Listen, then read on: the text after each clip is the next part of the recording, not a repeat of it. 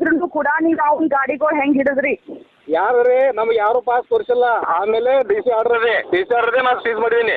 ನೀವೇನು ಕ್ವಶನ್ ಮಾಡಿ ನೀವು ಡಿ ಸಿ ಕೇಳ್ರಿ, ಆಯ್ತು ಸೀಸ್ ಹಂಗ್ ಮಾಡ್ರಿ ಕೇಳ್ರಿ. ನಾ ಸೀಸ್ ಕಂಪ್ಲೇಂಟ್ ಕೊಟ್ಟಿದ್ದೀನಿ, ಅವ್ರು ಆಕ್ಷನ್ ತೋಲ್ ಅವರು.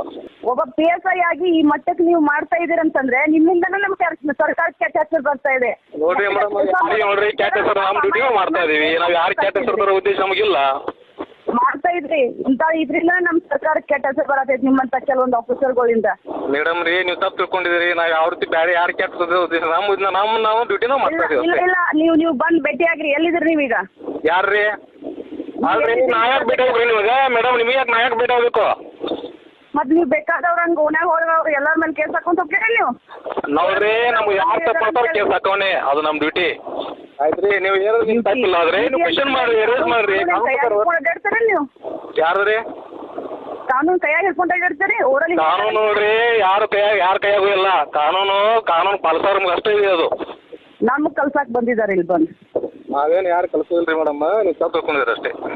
ತಪ್ಪು ತಿಳ್ಕೋದಿಲ್ಲ ಏನಿಲ್ಲ, ಹೇಳ್ತೇನೆ ನಾ ಯಾರ ಕಡೆಯಿಂದ ಹೇಳಿಸ್ಬೇಕು ಏನು. ಆಯ್ತ್ರಿ ನೀವು ಹೇಳ್ರಿ, ನಾವು ಆಯ್ತು ನಮ್ಮ ಕರ್ತವ್ಯ ನಾವು ಮಾಡ್ತೀವಿ. ಕರ್ತವ್ಯ ಏನ್ ಮಾಡತ್ತೀರ ಅನ್ನೋದು ಎಲ್ಲರಿಗೂ ಗೊತ್ತೈತಿ. ಪಾಸ್ ಇಟ್ಟವ್ರನ್ನ ಟ್ರಕ್ ಹಿಡಿತಾರೆ ನೀವು. ಏನಾದ್ರು ಐತ ಅದಕ್ಕ ಸ್ವಲ್ಪ ಆದ್ರೂ? ನೋಡ್ರಿ ಮೇಡಮ್, ಅವ್ರು ಪಾಸು ತೋರಿಸ್ಬೇಕು. ತೋರಿಸಿದ ಮೇಲೆ ಡಿ ಸಿ ಆರ್ಡರ್ ಪಾಲಿಸಬೇಕು.